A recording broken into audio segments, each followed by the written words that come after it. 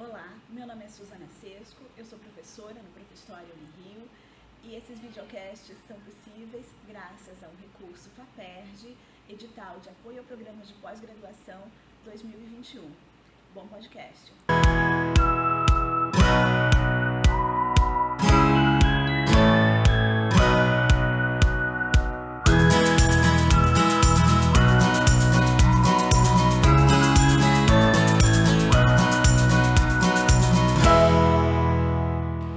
Olá, eu sou Vera Borges, professora credenciada do Prof. História pela Unirio.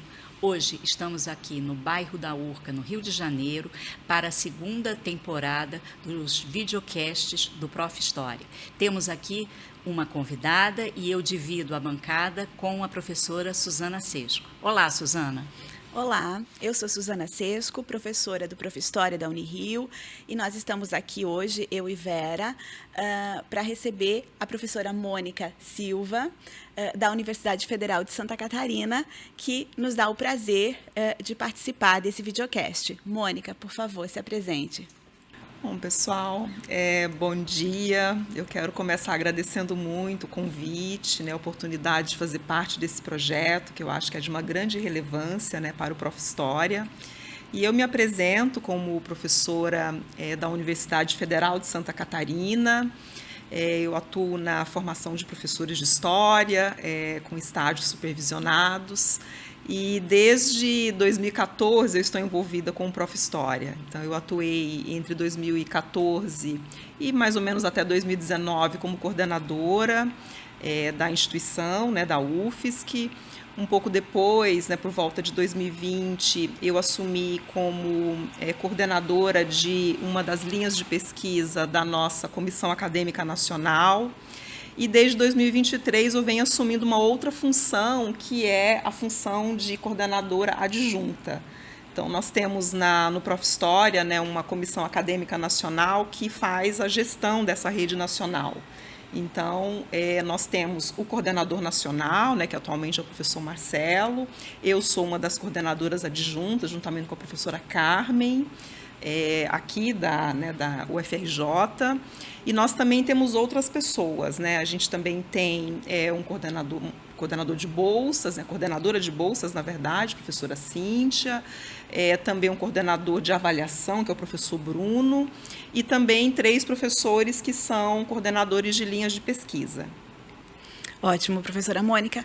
Agora, como docente no Prof. História, quem é a Mônica? O que a Mônica pesquisa? O que a Mônica orienta como docente do Prof. História na Universidade Federal de Santa Catarina? Bom, Suzana, na UFSC, assim como professora que atua diretamente no campo do ensino de História, desde que eu ingressei, eu venho atuando, assim, uma parte das minhas pesquisas tem sido dedicada a pensar o patrimônio cultural. O patrimônio cultural, a história local, e também, mais recentemente, eu tenho me dedicado a pensar a educação para as relações étnico-raciais, que tem a ver com alguns projetos de pesquisa, que eu atuei, entre eles o Santa Afro Catarina. E então, todas essas experiências, que eu fui acumulando assim, ao longo da minha trajetória, e especialmente na UFSC, vem hoje contornando o trabalho que eu desenvolvo no Prof. História. Então, eu tenho atuado, especialmente com uma disciplina que nós temos no curso, que é Educação Patrimonial, Ensino de História. E também uma outra disciplina que eu gosto muito no Prof. História, que é o seminário de pesquisa, que no mestrado é uma disciplina que discute as propostas de pesquisa dos nossos mestrandos. Então, é um pouco nessa linha assim, que eu venho atuando entre patrimônio cultural, educação nas cidades, educação para as relações étnico-raciais, que também são interesses, interesses muito recorrentes assim, entre os nossos mestrandos. Verdade. Na condição de coordenadora adjunta do Prof. História, que é um mestrado em rede, quais são os desafios para essa operacionalização que envolve 39 universidades de todo o Brasil?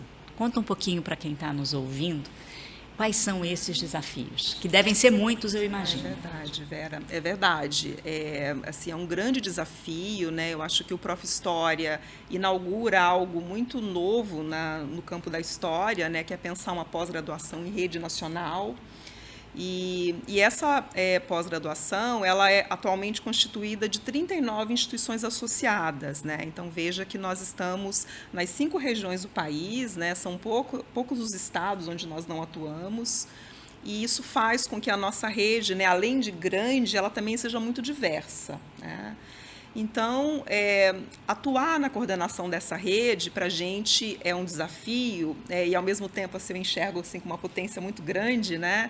Primeiro porque nós precisamos lidar com todas as especificidades das instituições. Então, nós somos um programa em rede que tem a UFRJ como uma instituição âncora, mas as universidades que se associam a essa rede, elas mantêm toda a sua autonomia acadêmica, né?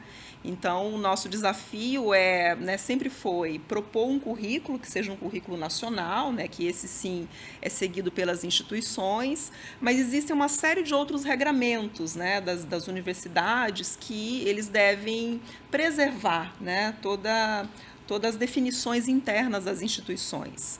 Então, para a gente é um desafio, né, lidar com toda essa diversidade, e também, né, nós estamos nas 5 regiões do Brasil.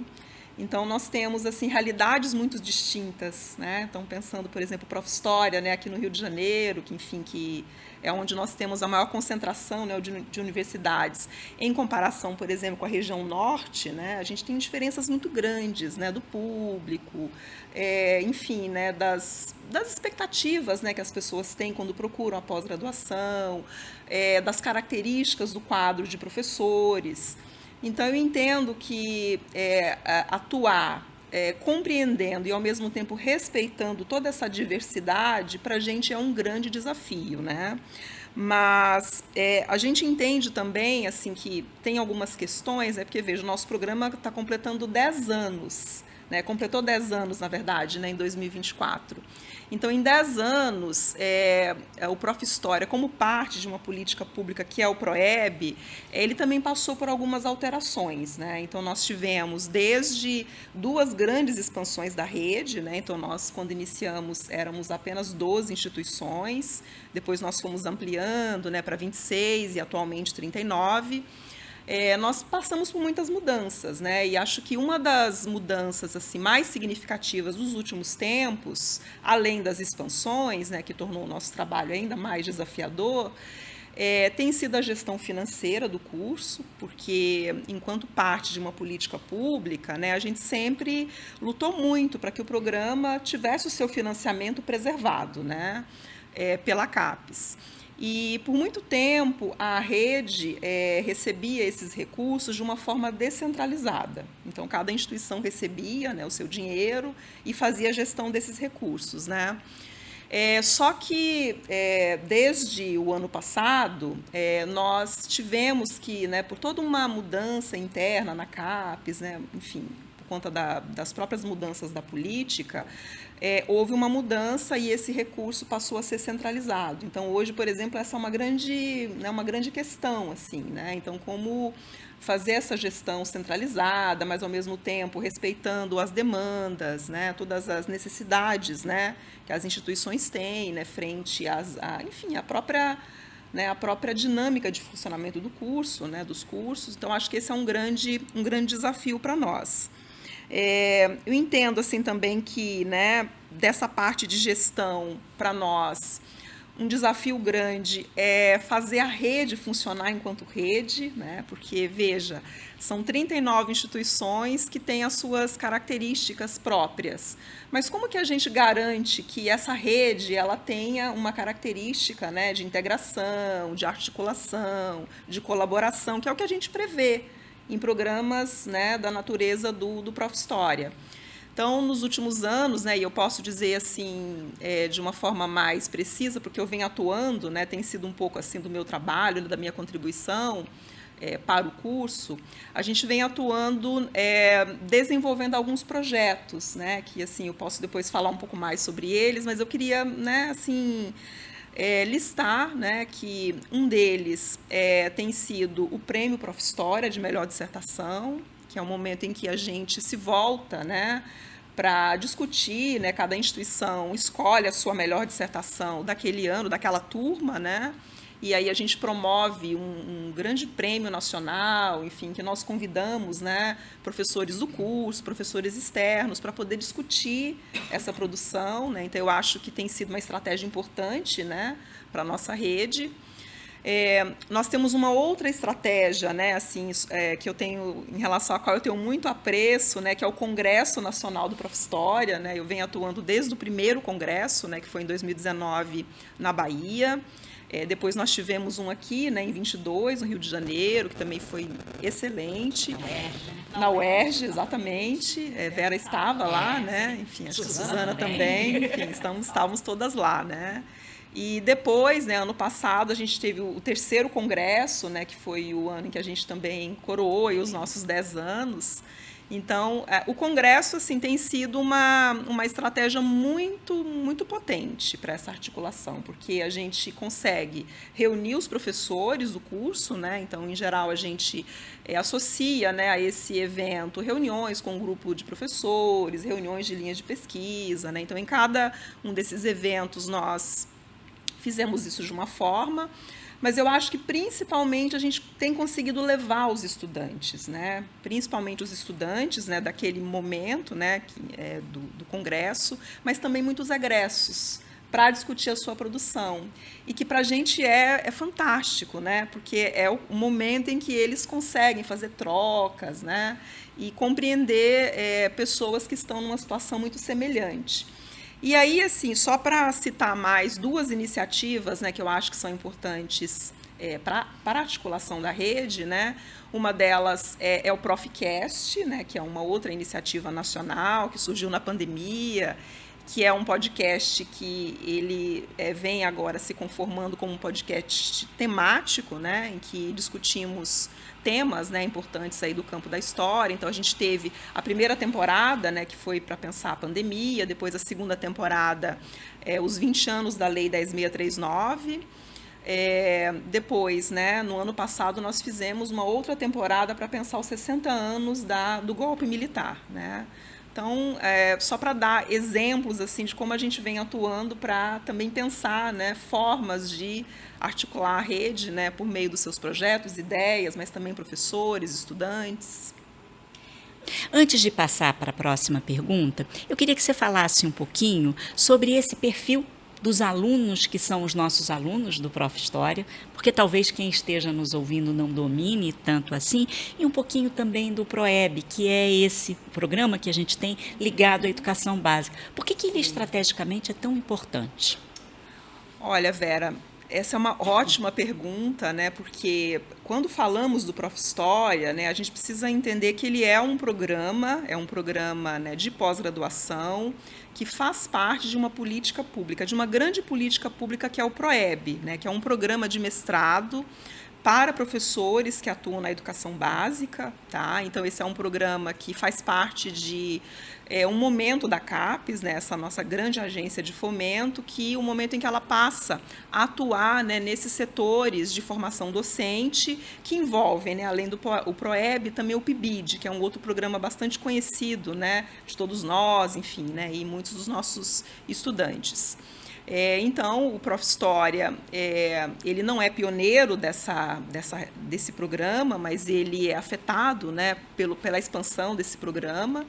Então, como pioneiros, nós temos o Prof. Mate e o Prof. Letras, que são os primeiros programas que, à época, né, foram criados, passaram a integrar essa política por conta da baixa quantidade de professores com pós-graduação nessas áreas, mas, por meio dos estudos, se verificou que essa dificuldade de formar professores em serviço se estendia para todas as áreas do conhecimento, né? Então, aí as instituições se mobilizaram, né? Então, nós nos mobilizamos, né? A área de História se mobilizou ali, mais ou menos a partir de 2012, 2013, e aí, né, a proposta do Prof. História ela foi defendida, né, como parte deste programa, entre 2013 e 2014. Então, o que é muito importante, né, a gente compreender? Que o público do Prof. História é o público de professores de História que estejam atuando na educação básica. Tá? Então, esse é o nosso público. São professores, né, que podem ser professores iniciantes ou também professores, né, que já estejam há mais tempo na carreira. Né? Então, o programa se volta para qualquer docente que esteja atuando na educação básica, em qualquer um dos seus segmentos. A política ela se volta preferencialmente para professores que estejam atuando nas redes públicas, porque é onde também nós temos a maior parte das matrículas, né, na educação básica brasileira, mas ela também permite professores da rede privada. Né? A gente tem um percentual, que é sempre previsto por edital, que permite que professores da educação privada, né, desde que não haja professores da educação pública naquela instituição, que eles também possam participar numa proporção menor. Mas isso é muito importante. É um programa que integra hoje o que nós chamamos de uma política de formação em serviço. Então, o docente ele precisa estar trabalhando, precisa estar atuando na educação básica, né, para poder fazer o nosso mestrado. Ótimo. Mônica, a gente está falando de 39 universidades envolvidas num programa de pós-graduação que até o ano passado era um mestrado profissional em ensino de história, que foi ampliado e hoje esse ano nós iniciamos um curso de doutorado. Como você poderia falar para quem está nos ouvindo sobre o processo seletivo, como ingressar no mestrado profissional em ensino de história e no doutorado profissional em ensino de história hoje nas 39 universidades? Como se dá esse processo seletivo? Quais as dificuldades, mas também qual é a potencialidade desse processo seletivo nessas 39 instituições?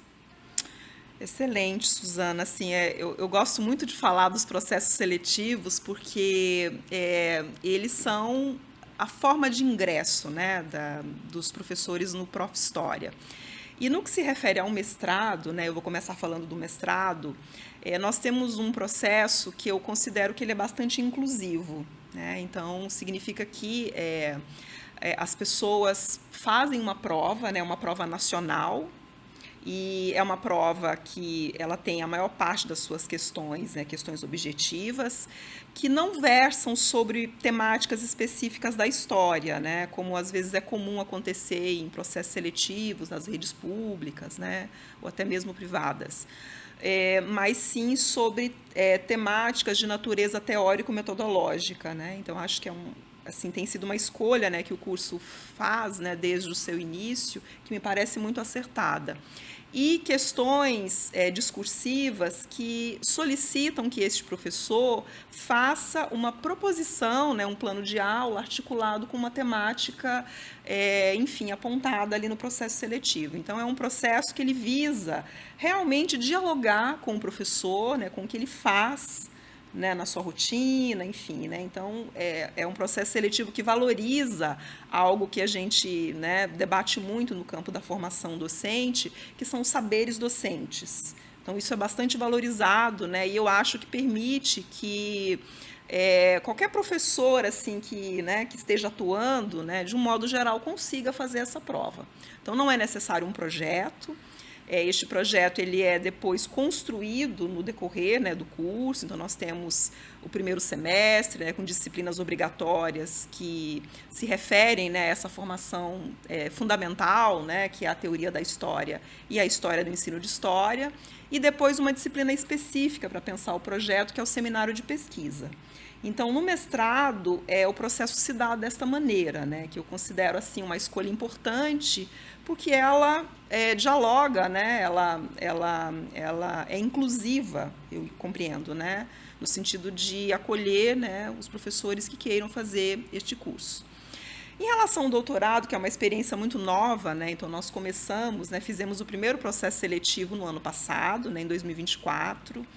A nossa primeira turma, né, do doutorado ingressou, né, ingressou agora em 2025, estamos ainda em pleno semestre, né, primeiro semestre, Então, nós pensamos a seleção do doutorado assim com outro formato, né? Então, para a seleção do doutorado, o candidato e a candidata continuam precisando atuar na educação básica, né? Então, nós continuamos atuando como parte do PROEB no doutorado, só que é necessário a apresentação de um projeto de pesquisa. Então, este projeto de pesquisa, ele vai ser avaliado em diferentes etapas, né? Então, nós temos uma etapa local, na qual este doutorando, esse candidato, né, esse aspirante ao doutorado, ele vai, ele vai fazer o que a gente chama ali de uma prova oral com a sua instituição. Então, essa prova oral, ela vai ali ocorrer por meio de algumas questões que a banca formula, solicitando que essa pessoa, né, verbalize ali, né, questões importantes do processo, do projeto, questões importantes do projeto, articuladas com a experiência, né, com a experiência profissional desse professor, que, né, novamente, assim, é um aspecto fundamental, né, no curso, inclusive no doutorado. Depois dessa etapa local, né, enfim, na qual ocorre uma seleção, né, a banca vai, enfim, aferir ali, né, os resultados. Então, essas pessoas, elas passam por uma etapa nacional. Aí, nessa etapa nacional, este projeto ele vai ser avaliado, né, à luz assim, de outros critérios, né, mas ainda versando sobre aspectos importantes deste projeto, dessa proposta de pesquisa. E aí, né, a partir desta etapa nacional, a gente vai ter aí os resultados da etapa final, né, do resultado final do doutorado. Então, acho importante assim diferenciar, né, os processos, mas ao mesmo tempo afirmar um aspecto que é comum, né, que é um curso que continua se voltando para professores da educação básica, professores de história da educação básica. Agora que estamos nessa fase de expansão, com um curso que tem uma qualificação nota 5 na CAPES, como é que as universidades envolvidas se relacionam entre si? E mais, como é a relação entre docentes e discentes? Nós estamos aqui com uma bancada de 3 professoras docentes, mas a gente tem um elo muito importante nessa cadeia, que é o elo dos alunos. Como é que é esse cotidiano e como é que se dá essa relação docentes do Prof. História e discentes? Afinal, nossos alunos vivem a experiência de docentes da educação básica, mas no momento em que eles estão conosco, eles são discentes, eles voltam aos bancos escolares, como a gente diz. Como é que é essa interação, esse processo? E desse lugar que você está, da coordenação, né, da condição de coordenadora adjunta, você faz a leitura dessa relação e das universidades também entre si. Sim, Vera, nós já pudemos, assim, em diferentes momentos, trabalhar com questionários, né, especialmente questionário com os nossos egressos, e também em diferentes espaços, né, do curso, a gente também tem feito reuniões, não só com os coordenadores, mas também com os professores. Então, por meio dessas diferentes formas, a gente tem compreendido assim, que há muitas questões em comum. Eu acho que uma delas é o fato dessa docente trazer para a sala de aula muitas experiências, né? Então, isso vem sendo relatado assim pelos os professores do curso, né? Os docentes das instituições, talvez como uma das coisas mais ricas, né? do Prof. História, porque muitas vezes são professores que estão há mais de 20 anos na sala de aula, né? E no Prof. História, né? Então, para além das questões de natureza teórico-metodológica, né, que são discutidas, eles trazem algo que é muito valioso para o ensino de história, né? Que são as suas experiências, né? Que são as formas como eles mobilizam, né? Tudo isso, né, que a gente aprende, que a gente valoriza no nosso campo, né, para uma sala de aula, né, com crianças, com adolescentes, né, com jovens adultos. Então, acho que esses saberes, né, esses múltiplos saberes que se apresentam, né, nas disciplinas, tem sido algo muito importante, né? E aí tem uma outra questão, né, que eu considero importante, é que, assim como os nossos mestres, né, mestrandos, na verdade, os nossos mestrandos, como eles não acessam o curso com um projeto, este projeto ele é construído na relação e na mediação, né, e por meio da mediação dos professores do curso.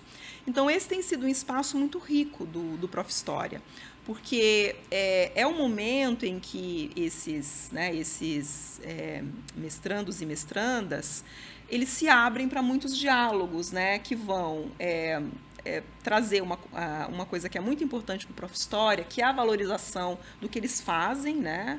Então, em geral, as dissertações do Prof. História, elas não priorizam apenas temáticas específicas do campo da história. Obviamente que sim, né? Todas elas terão uma temática, mas para a gente é muito importante também valorizar algo que é de uma natureza teórico-metodológica. Como pensar determinadas temáticas do campo da história para uma sala de aula de história, né? Ou como um projeto para uma escola, para uma comunidade escolar. Então, essas trocas que ocorrem aí, né, na construção dos projetos e depois no próprio desenvolvimento das pesquisas, tem sido algo assim muito rico, né? Acho que tem sido muito, eu acho que reconhecido como uma grande potência do Prof. História. E mais do que isso, eu acho que tem nos ajudado enquanto área, né? E eu falo isso também como professora, né, que já orientei aí já mais de 10 dissertações, né? E, enfim, a gente está sempre com muitos orientandos, né? Então, eu compreendo que a própria forma de fazer pesquisa em história, ela vem sendo revisitada, tensionada, né? E acho que o Prof. História nos coloca frente a muitos debates de natureza ética, né? Natureza ético-política. Então, pensar as suas finalidades, né? Pensar as finalidades da história ensinada, pensar as demandas diversas que se apresentam nas salas de aula deste Brasil, né? Então, nós temos professores que atuam em periferias, em áreas rurais, alguns que atuam também nos anos iniciais, outros que atuam nos grandes centros, outros que atuam, né, enfim, em redes, né? Então, as redes públicas do Brasil, elas são muito diversas, né? Então, as redes municipais têm algumas características, as redes estaduais também, né, elas se diferem muito entre si. Então, faz também com que os professores tragam demandas muito diversas para o campo da pesquisa, né? Porque, em geral, são pesquisas, e nós incentivamos muito isso, né? São pesquisas que respondem a determinadas questões da prática profissional. Então, acho que essa é uma grande característica, né, dessa produção que acontece no Prof. História, né, de uma formação que se dá em serviço. Então, as demandas que surgem ali, né, que muitas vezes elas não têm uma relação tão central com a temática história em si mesma, né? Mas como a história, na sua especificidade, né, na educação básica, como que ela pode mediar essas questões, né, que passam pela questão racial, étnico-racial, que passam pelas questões de gênero, mas também pelas demandas de identidade, de alteridade, enfim, né, e todas, né, as questões de natureza socioeconômica que também, né, a gente percebe nessa diversidade que é o Brasil. Professora Mônica, desse tempo que você atua na condição de professora, agora na condição de coordenadora adjunta, conta pra gente algum episódio ou algum fato que tenha sido aquilo que te surpreendeu. Porque a gente pensa muito atrás dos bastidores, mas na hora em que a gente está se relacionando com os alunos, ou na hora que você está lidando com essa pluralidade das diferentes regiões do Brasil, que tenha te surpreendido. Conta um pouquinho até de algo que você possa trazer. Eu imagino que sejam 1000 que você possa exemplificar, mas traz um exemplo aqui que você considera que pode ser emblemático ou que possa ter, né, uma repercussão aí para quem está nos ouvindo, nos assistindo. Olha, Vera, são realmente muitas histórias, né, que a gente acompanha, né, e se surpreende assim ao longo do curso. Eu vou comentar talvez 2 coisas, né, 2 aspectos assim que me chamam muita atenção, né. Eu atuo numa universidade pública, né, em Santa Catarina, a UFSC, né, que é reconhecida assim como uma grande universidade, né, lá na região, e a gente atuando ali no dia a dia, a gente naturaliza um pouco isso, né, o acesso das pessoas. Mas no Prof. História, isso tem crescido muito assim nos últimos anos, né? Então, assim, por um tempo, nós atendemos muitos egressos da UFSC. E lá nós também temos uma outra grande universidade, que é a UDESC, que é outra, né, excelente universidade pública. Então, eu diria assim que no início do curso, uma parte dos nossos alunos eram egressos de uma dessas duas instituições. Mas à medida que eu acho que o curso foi se expandindo, foi se tornando mais conhecido, né? Então, no Prof. História, por exemplo, muita gente faz a seleção porque um colega indicou. Né? Os nossos alunos, em geral, são os maiores divulgadores, né, do curso. Boca a boca. É o boca a boca, exatamente. E tem me surpreendido, né? E eu me lembro de uma situação específica, assim, de ouvir um relato de uma estudante que veio de uma universidade privada, na qual ela fez o curso naquela modalidade EAD, né? Então é uma modalidade ali semipresencial, e eu me lembro da emoção dela nos olhos, de dizer assim: professora, era meu sonho fazer um curso na UFSC, né? Então, veja, eu até me arrepiei aqui, porque, de fato, assim, é algo que a gente está ali, mas, né, a gente vem sofrendo tanto, né, nos últimos anos, né, com tanto sucateamento, né, do ensino público superior, que a gente, às vezes, não dimensiona, né, a importância que as universidades públicas continuam tendo, né, no nosso país, especialmente na formação de professores. Então, eu me lembro claramente dessa estudante, assim, da emoção dela, né, a emoção nos olhos, de dizer que era o sonho dela de estar na UFSC, que ela estava realizando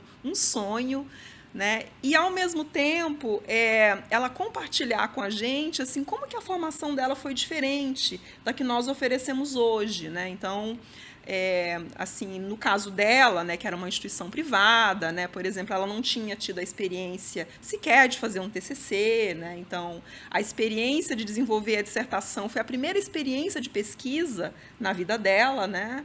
Então, essas coisas, por mais que as pesquisas nos mostrem, né, nós temos dados hoje que dizem que a maioria dos professores brasileiros não são formados nas universidades públicas, mas foi uma questão que me surpreendeu, né? E eu acho que é um exemplo interessante, assim, primeiro para a gente pensar, né, também o papel que o Prof. História, que hoje, né, está, a maioria das instituições do Prof. História são instituições públicas. Então, o papel político deste curso, que forma, né, professores em serviço, o papel político que esses cursos têm. Né? E eu acho que é uma oportunidade também para a gente falar do papel da universidade, né? Porque eu acho que nós contribuímos muito quando formamos pesquisadores nos programas acadêmicos, né? Temos muitos de excelência por todo o país, mas quando nós atuamos no Prof. História, né, nós continuamos formando pesquisadores, mas é um pesquisador que está atuando na educação básica, que, inclusive, vem pensar a pesquisa de uma outra forma. Uma pesquisa que vai envolver outros sujeitos, né, que, por exemplo, são os sujeitos escolares, que é o público com o qual talvez a gente mais discuta a história na nossa atuação profissional, né?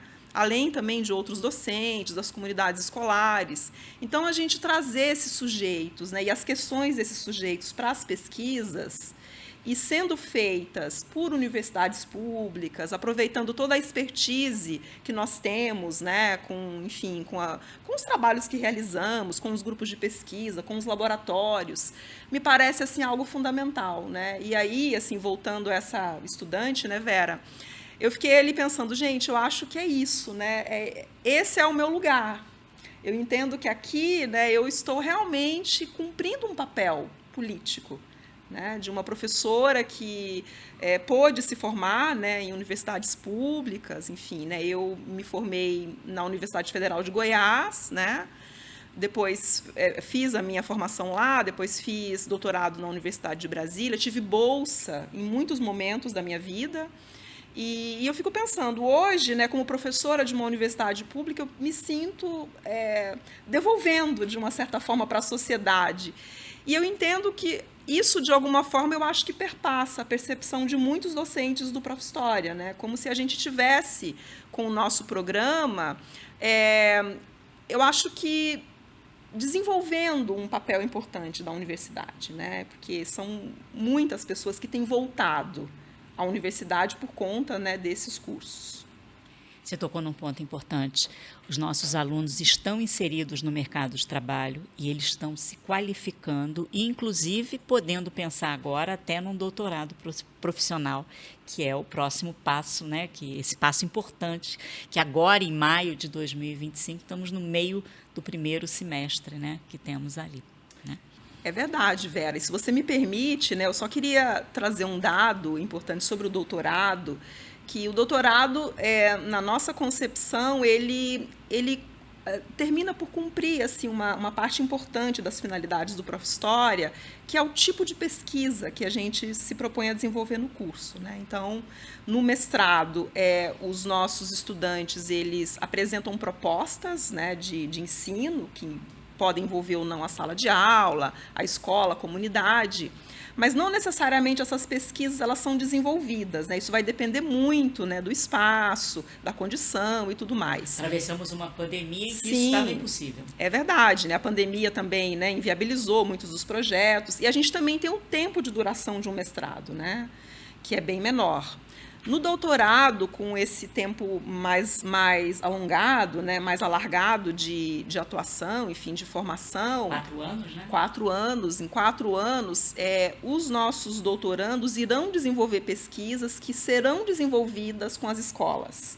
Então, eles vão desenvolver pesquisas que vão produzir dados e esses dados vão ser analisados nas teses de doutorado. Então, a gente entende que o doutorado ele vem assim coroar, né, todo um movimento inovador em termos de pesquisa, né, em história, em ensino de história, que, pela natureza do mestrado, ela não né, pôde ainda ser desenvolvida na sua plenitude. Então, eu entendo que, com esse nível aprofundado que o doutorado oferece, nós vamos também atuar, né, numa questão que eu acho que é muito importante, vai nos permitir, enquanto área, eu entendo que também avançar muito, né? Porque eu fico pensando que o Profhistória, para nós, enquanto docentes, é uma grande escola. Eu me formo todos os dias, assim, entende? Atuando como professora, como orientadora, né? Porque as situações são inusitadas, as demandas são únicas. Então, no Profhistória, nós lidamos muito com o singular. Então, eu acho que, enquanto experiência docente, né, enquanto experiência de pesquisadora, para mim isso é único, né, porque a forma como a gente passa a olhar o mundo, as coisas, né, os dilemas, é totalmente diferente. Perfeito, Mônica. Já indo para o encerramento da nossa conversa, eu gostaria que você falasse um pouco sobre como você percebe o impacto do Profhistória na vida e na carreira dos nossos egressos? O que muda na vida de um mestre em ensino de história que fez um mestrado enquanto atuava como professor, enquanto atua como professor, o que muda na vida dele depois de ter orientado tantos trabalhos, depois de estar envolvida há tantos anos com o curso? E quais seriam os novos desafios agora desse curso, que já tem um mestrado consolidado, que tem um doutorado iniciando? Quais são os próximos passos? Olha, Suzana, eu vou te responder primeiro como professora do curso e também depois como coordenadora, né, coordenadora adjunta. Como professora, assim, a minha percepção é que o curso ele muda a vida dos nossos mestres, né, de uma forma definitiva. Tá? Então, a gente sempre recebe, né, recados, e-mails, a gente encontra, né, eu encontro muitos dos estudantes que tenham sido ou não, né, meus orientandos, né, na cidade, em eventos, e os relatos de fato de uma mudança, né? Eu acho que principalmente uma mudança de percepção em relação ao próprio trabalho.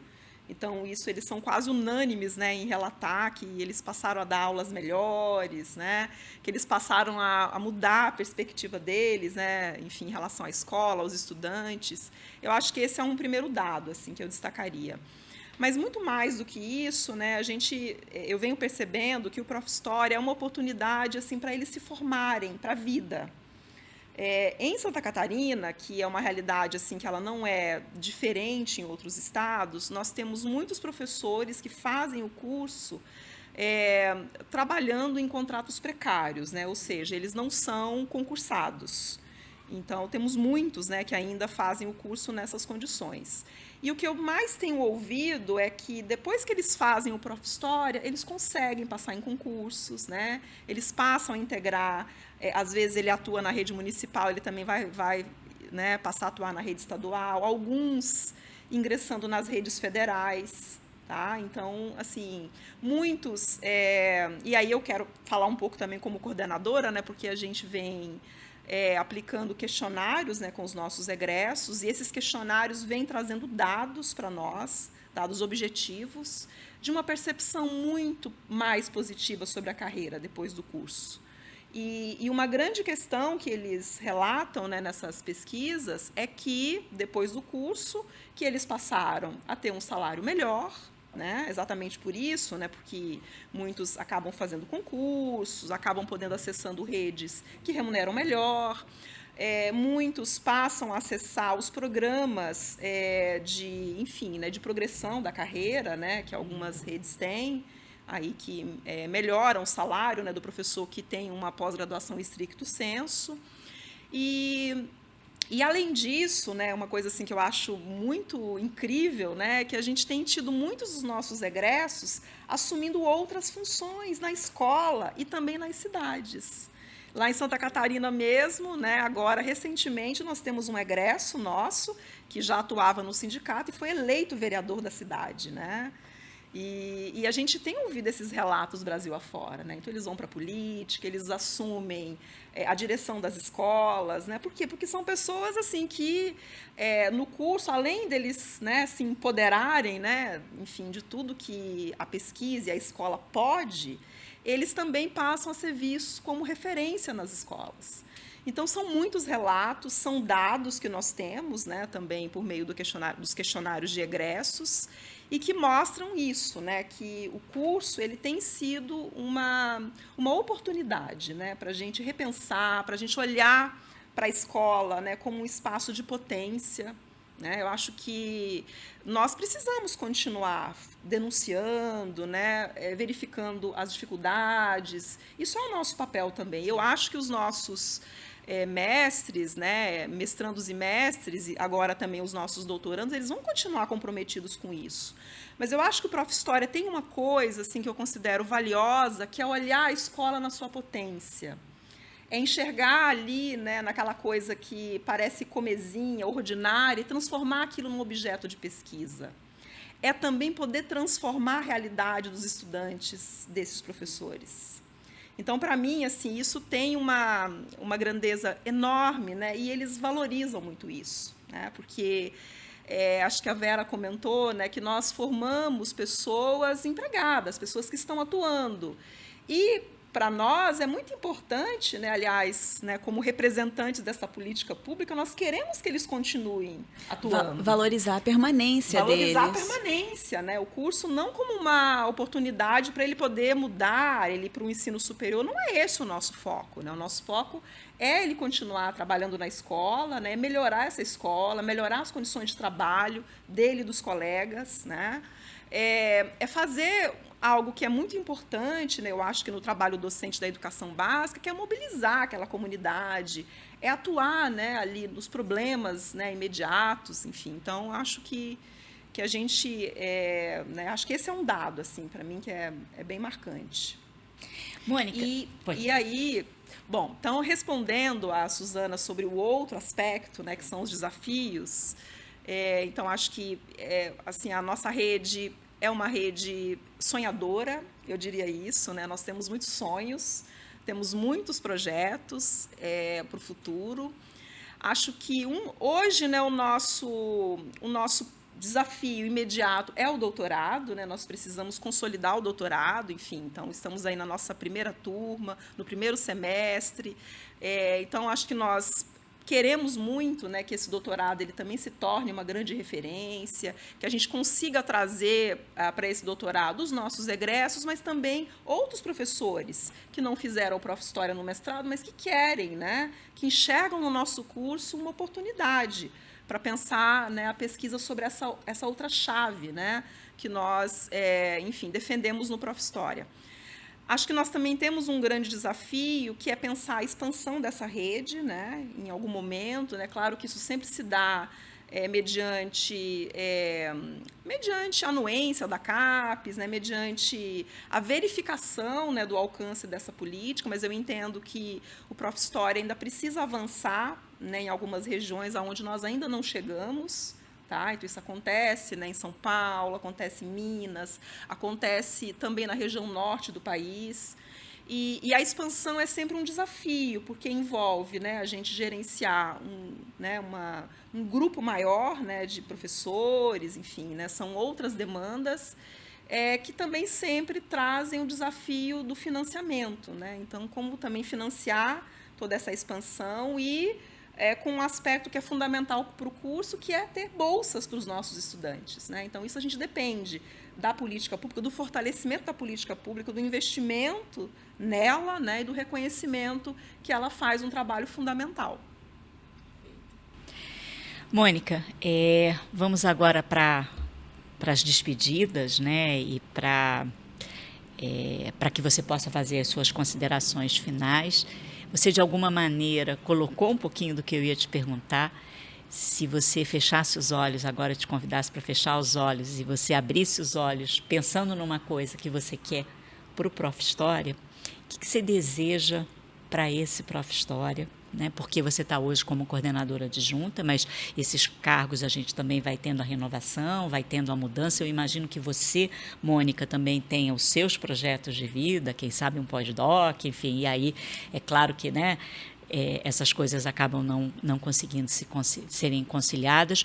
Como é que você vê, qual é esse sonho que você tem? Né? Então, você trouxe tudo muito articulado e tudo muito no concreto. A própria seleção que foi feita para o doutorado, ela é uma seleção com uma turma menor, né? Para cautela, para que a gente possa um pouco ter a segurança disso. Qual é o teu maior sonho para o Prof. História? Ai, Vera, assim, eu acho que são muitos sonhos, né? Como eu te falei, assim, nós somos uma rede sonhadora, né? E eu né, acompanho, né, esse movimento, né? No sentido que, assim, eu espero que a rede ela continue existindo, ela continue integrando, né, essa política pública. Eu me vejo, né, atuando no Prof. História até o final da minha carreira, né? Eu ainda tenho uns bons anos aí até a minha aposentadoria, mas eu me vejo atuando. Acho que nós hoje compreendemos, né, que o Prof. História ele não tem um objetivo assim de uma inserção pontual, né, no país, mas eu acho que ele tem assim uma finalidade para mim que ela pode ser muito duradoura. Então, eu acho que é isso, é a gente ter essa rede se consolidando. Eu me vejo atuando nela, né, aí, enfim, por muitos anos ainda. E uma coisa assim que eu gostaria muito é que a gente, né, nós percorremos 10 anos, né, 10 anos aí com muitas pesquisas, né, com muitas coisas, com muitos projetos, mas eu gostaria muito que a gente começasse agora a olhar para o que nós já produzimos, né? Então eu mesmo tenho, né, esse sonho assim de, né, já venho fazendo isso de alguma maneira, né, mas não tão sistematizada. Mas eu acho que é poder olhar para essas produções, a entender o que a gente vem produzindo, né, a compreender o alcance deste projeto, né, também no âmbito das pesquisas, no âmbito das temáticas, das proposições didáticas. E eu acho isso muito interessante, porque isso não é uma tarefa individual, é uma tarefa coletiva, né? Porque, veja, nós temos hoje já, né, em torno de 2.000 dissertações defendidas. Então, eu acho que nunca produzimos tanto, nunca se defendeu tantas pesquisas no campo da história, né? E com, né, o enfoque no ensino de história. Então, eu gostaria muito assim, de poder ter tempo, né, e de poder também, enfim, partilhar isso com outros colegas, de poder olhar para essa produção. E a gente continuar, né, olhando, ver aonde nós poderíamos melhorar, né, o que ainda falta nesses investimentos, enfim. Então, eu acho que é uma boa tarefa assim, para uma rede como a nossa, que a gente sabe que ela é muito relevante, mas eu acho que compreender, né, essa relevância com dados, com números, matizar todo esse alcance, né, que nós temos hoje. Então, seria isso. Tem muito trabalho pela frente ainda. Muito trabalho, Suzana, muito trabalho, viu? E espero que, né, que as pessoas né, possam, enfim, né, também se sentir mobilizadas, né, para isso, porque eu acho que seria uma ótima tarefa. Agradecer muitíssimo a sua presença aqui. Você foi muito bem-vinda, que seja a primeira de várias, né? Vamos torcer para que essas temporadas possam se multiplicar. E vamos fazer um brinde para o Prof. História, né, não? Vamos lá? Vamos lá. Obrigada, Mônica. Obrigada. Valeu, gente.